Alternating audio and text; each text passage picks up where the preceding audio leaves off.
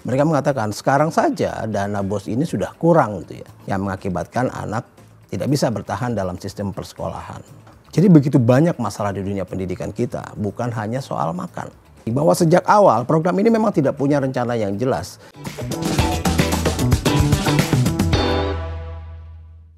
Halo guys, jumpa lagi di Open Your Mind.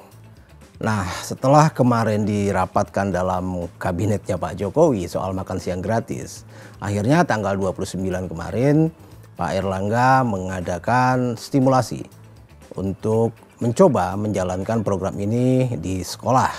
Jadi kalau tidak salah di SMPN 2 Tangerang Selatan. Dengan 4 menu waktu itu. Jadi ada ayam tepung kalau nggak salah, ada telur semur, ada somai, ada gado-gado. Saya bingung juga nih, somai apakah masuk makanan 4 sehat 5 sempurna dan layak untuk dijadikan menu makan siang. Nah, tapi lepas daripada itu, lepas dari segala kebingungan kita kenapa belum ditentukan pemenangnya tapi sudah dirapatkan dan bahkan sudah disimulasi. Nah, yang menjadi titik perhatian kita adalah tentang bagaimana pola pendanaan dari program ini. Sejak awal sebenarnya banyak orang yang mempertanyakan ini dananya dari mana. Tapi selalu dijawab ada, dan ada. Tapi tidak pernah dirinci akan dari mana visual dananya ini yang benar-benar terlihat akan dari mana. Dan akhirnya muncullah wacana seperti ini bahwa dana akan diambil dari penggunaan dana BOS. Ya dengan skema afirmatif lah atau apapun itu.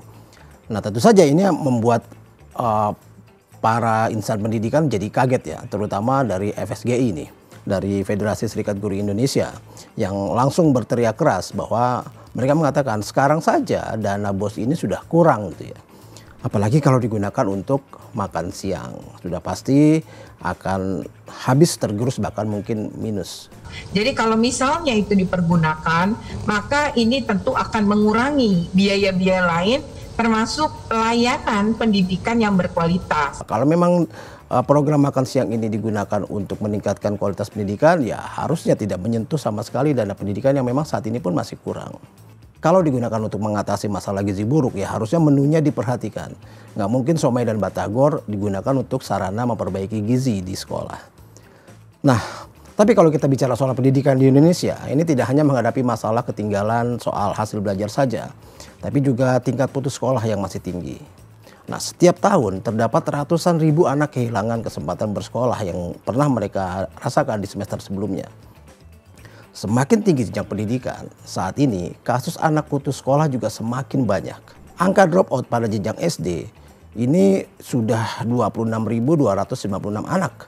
Untuk SMP sudah sebesar 93.323 anak, dan jenjang SMA ini lebih dahsyat lagi, sudah sebesar 133.372 anak.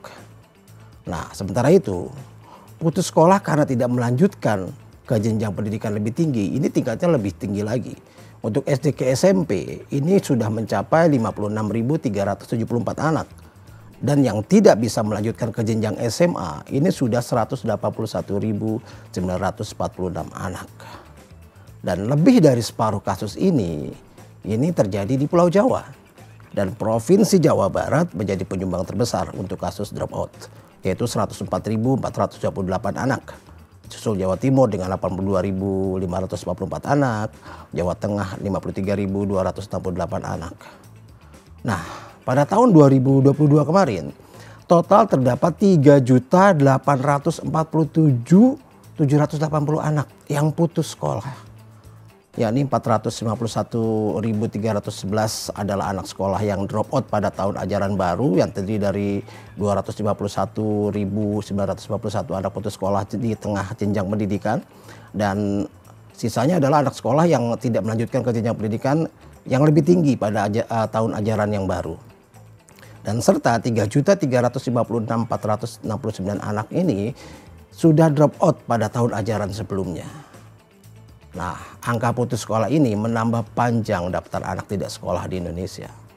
Berdasarkan data Susena yang diolah oleh Bappenas pada tahun 2022, anak usia sekolah 7-18 tahun yang tidak bersekolah mencapai 4.087.288 anak. Angka tersebut meningkat dari 3.939.889 anak pada tahun 2021. Nah, inilah yang harus kita perhatikan. Bagaimana tingkat anak putus sekolah ini begitu tingginya. Jadi sebenarnya apa sih yang menjadi masalah di dunia pendidikan kita? Apakah masalah gizi? Kalau kita lihat dari data survei yang dilakukan tahun 2020 sampai 2022, ini sebenarnya kualitas gizi anak-anak Indonesia ini masih sangat baik. Bahkan kita berada di atas Malaysia, Thailand, bahkan Filipina. Jadi kita pertanyakan juga urgensinya program makan siang gratis di anak-anak sekolah. Nah, di kondisi pendidikan kita sekarang ini, meskipun partisipasi pendidikan meningkat dari tahun ke tahun, namun tingkat penyelesaian pendidikan masih relatif rendah, terutama pada jenjang SMA dan sederajat. Pada tahun 2022, angka partisipasi kasar atau APK jenjang SMA dan sederajat ini sebesar 85,49%. Namun angka penyelesaian pendidikannya hanya 66,13%. Hal ini menunjukkan bahwa kemampuan bertahan siswa dalam sistem persekolahan ini masih sangat rendah. Nah, sebagian besar anak terpaksa melepas kesempatan bersekolah karena kesulitan biaya. Ya, jadi banyak sekali yang punya masalah ekonomi sampai 24% lebih. Dan ada juga yang dengan alasan karena bekerja atau membantu mencari nafkah. Ini juga lumayan tinggi, 21,64%. Nah, selain masalah ekonomi, ada juga masalah lain, yaitu masalah sosial budaya yang mengakibatkan anak tidak bisa bertahan dalam sistem persekolahan. Yaitu misalnya pernikahan dini, yang mereka terpaksa harus menikah dan kemudian menjadi ibu pada usia sekolah. Lalu juga ada yang merasa bahwa ya pendidikan tidak begitu penting, jadi sudah cukup lah misalnya sampai SMP, sampai SD sudah cukup karena langsung disibukkan dengan kegiatan lain, membantu orang tua dan lain sebagainya. Nah, banyak juga kasus-kasus yang lain seperti misalnya bullying, perundungan yang kemarin sempat marak tuh. Bahkan dari tingkat SD, TK bahkan sampai ke SMA, sampai ke tingkat pendidikan tinggi pun banyak terjadi kasus seperti ini. Belum lagi masalah anak berkebutuhan khusus, disabilitas. Belum lagi masalah anak terlantar, anak-anak jalanan, serta anak yang berhadapan dengan masalah hukum. Nah, jadi begitu banyak masalah di dunia pendidikan kita, bukan hanya soal makan. Upaya penanganan anak putus sekolah ini perlu dilakukan secara holistik sih menurut saya, secara integratif yang melibatkan lintas bidang dari pemerintah sampai ke keluarga dan masyarakat yang memang bersentuhan langsung dengan anak-anak putus sekolah ini. Pemerintah ini harusnya dapat membangun sistem pengendalian penanganan anak putus sekolah. Pemerintah daerah terutama yang secara berjenjang sampai tingkat pemerintahan desa atau kelurahan melakukan tracking terhadap anak yang putus sekolah ataupun anak yang punya resiko untuk tidak dapat melanjutkan sekolahnya agar mereka bisa tetap bertahan dalam sistem persekolahan. Nah, di samping itu kita juga harus meningkatkan kualitas keluarga dan masyarakat agar bisa mengambil peran untuk bisa memperkuat ketahanan anak dalam bersekolah. Nah, keluarga harus melaksanakan perannya dan fungsinya sebagai tempat untuk perlindungan bagi anak, di mana si anak mendapatkan kasih sayang, dukungan, dan juga pendidikan. Nah, penelitian menyebutkan bahwa keluarga yang kurang optimal dalam menjalankan peran fungsinya sebagai keluarga ini cenderung memiliki anak yang putus sekolah. Nah, selanjutnya, kita juga harus bisa memastikan ketersediaan dan keterjangkauan layanan pendidikan yang berkualitas bagi semua lapisan masyarakat. Infrastruktur pendidikan ini harus diperluas, terutama di daerah-daerah terpencil dan tertinggal. Nah, jadi kalau kita lihat dari sebagian saja masalah ini, kita bisa melihat bahwa banyak sekali masalah pendidikan kita. Dari masalah internal di dalam lingkup pendidikannya, masalah kurikulum, sampai ke masalah eksternal dari sarana, prasarana, infrastruktur pendidikan, dan sebagainya. Nah, saya bingung saja kalau program makan siang gratis ini kok seolah dipaksakan.